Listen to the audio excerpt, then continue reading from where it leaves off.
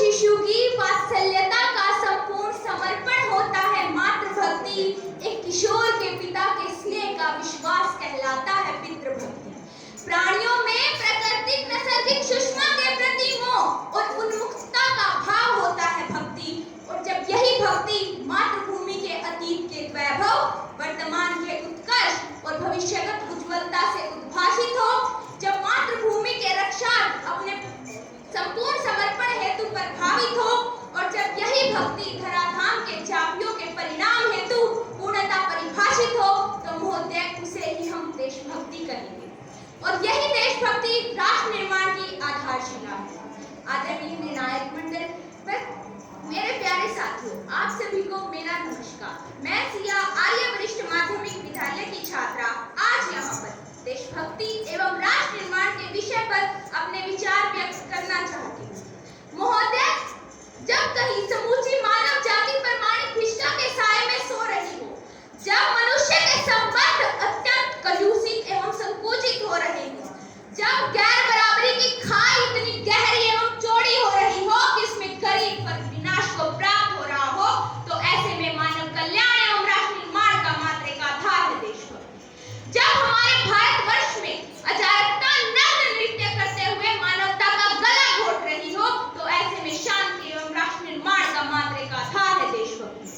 जब उछलती पगड़ियों का यह दौर मन में डरावनी आशंकाएं रच रहा हो, तो ऐसे में सामाजिक उत्थान एवं राष्ट्र निर्माण का मात्र एक आधार है देशभक्ति।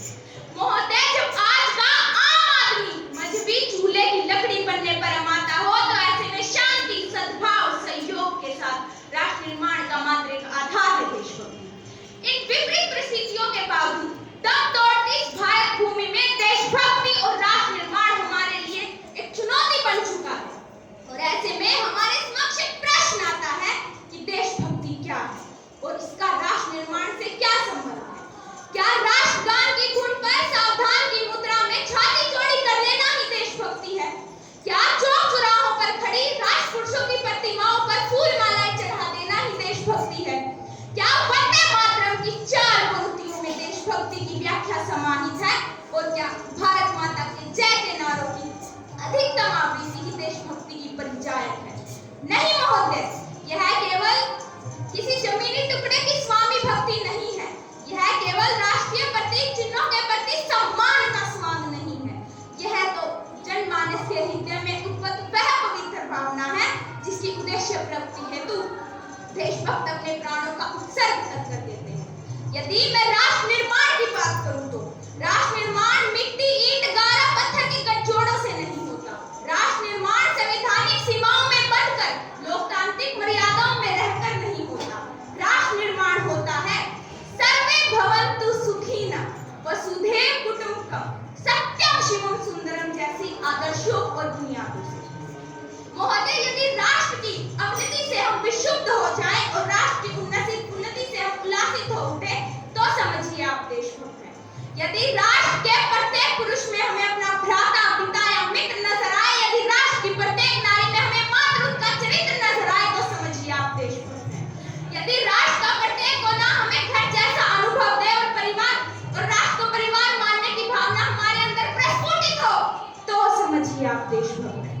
अंत में मैं अपनी वाणी को विराम देते हुए कहना चाहती हूँ कि मैं राम के भारत से आती हूँ। मैं राम के भारत से आती हूँ, जहाँ पिता की एक बात पर बेटा सिंहासन छोड़कर वनवासी हो जाता है। मैं उस भारत से आती हूँ जो स्त्री को उसके स्वाभिमान से पहचानता है। एक कुंवारी माँ कुंती को महासती के नाम से जानता है, और जहाँ 5 पतियों वाली द्रौपदी को देवी मानता है। पढ़ो हमारा इतिहास जो हमारे मस्तक पर छिपा है।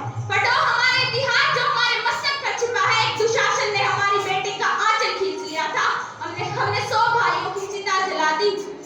एक रावण ने हमारी माँ का हरण कर लिया था। हमने राक्षस वंश की लंका लगा दी।